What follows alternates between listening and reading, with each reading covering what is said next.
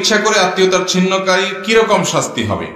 যদি কেউ ইচ্ছাকৃতভাবে আত্মীয়তার সম্পর্ক ছিন্ন করে তাহলে সেক্ষেত্রে সে কবিরা গুনায় লিপ্ত, আর কবিরা গুনায় লিপ্ত হলে তার শাস্তি হলো জাহান্নাম, সাধারণ কোনো শাস্তি নয়।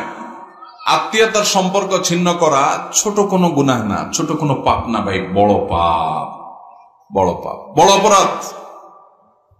রক্ত সম্পর্কীয় আত্মীয় ভাই বোনের মধ্যে সারাদিন লেগে থাকে, ঠিক না ভাই? ঠিক। সংসার একটু ভারী হইলে হাজারটা সমস্যা হতে পারে। হয় আমার ভাইয়ের ভিতরে সমস্যা আছে বুঝলাম, তারপরও দিন শেষে আমার ভাই।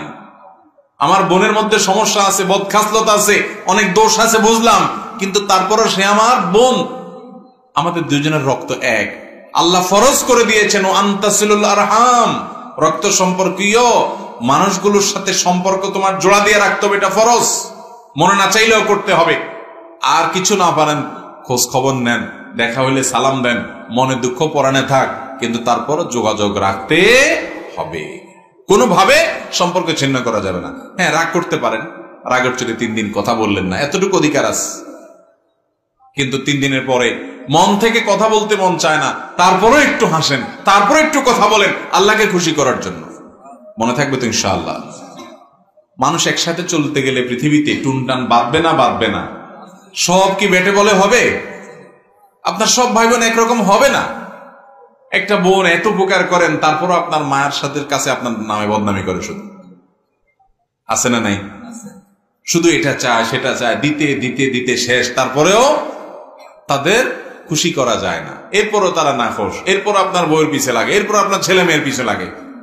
লাগুক, সে যদি খারাপ করে সে আল্লাহর কাছে বিচারের মুখোমুখি হবে, কিন্তু আমি তার ভাই হিসেবে তাকে সম্পর্ক ছিন্ন করতে আর যা পারি সম্পর্ক ছিন্ন করা। হ্যাঁ, সম্পর্ক ছিন্ন তখন করতে পারেন যে এর সাথে সম্পর্ক রাখলে শুধু আমার ক্ষতিই করে, তাবিজ করে, বান্টনা করে, জাদু করে, বিভিন্নভাবে ক্ষতি করে, এই জন্য আমি দূরে থেকে থেকে সম্পর্ক রাখবো। সম্পর্ক ছিন্ন মানে কি? দূরে থেকে থেকে সম্পর্ক রাখার চেষ্টা করব। যদি এমন হয় যে সম্পর্ক যতই রাখি, রাখতে গেলেই আমার ক্ষতি করে, তাহলে আপনি নিজের সেফটির জন্য, নিরাপত্তার জন্য আপনি দূরত্ব বজায় রাখবেন। তারপরেও চেষ্টা করবেন কোনো না কোনো ভাবে কানেক্টেড হওয়ার, তার ভালো চাইবেন, আল্লাহ তার হেদায়েত দান করুক, দোয়া করবেন, বিভিন্ন ভাবে মানুষকে দিয়ে বোঝাইবেন, আল্লাহর কাছে প্রার্থনা করবেন।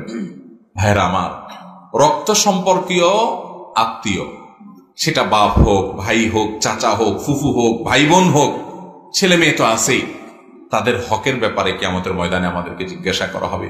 আল্লাহ রাব্বুল আলামিন আত্মীয়তার বন্ধন, আত্মীয়তার যে সম্পর্ক, এই সম্পর্কটা তার ভাষায় আল্লাহ তাআলার কাছে অনুযোগ করেছিল। আল্লাহ তাআলা বলেছেন, তোমাকে যে রক্ষা করে চলবে আমি তাকে রক্ষা করব, তোমাকে যে ছিন্ন করবে আমি তাকে ছিন্ন করে ফেলব।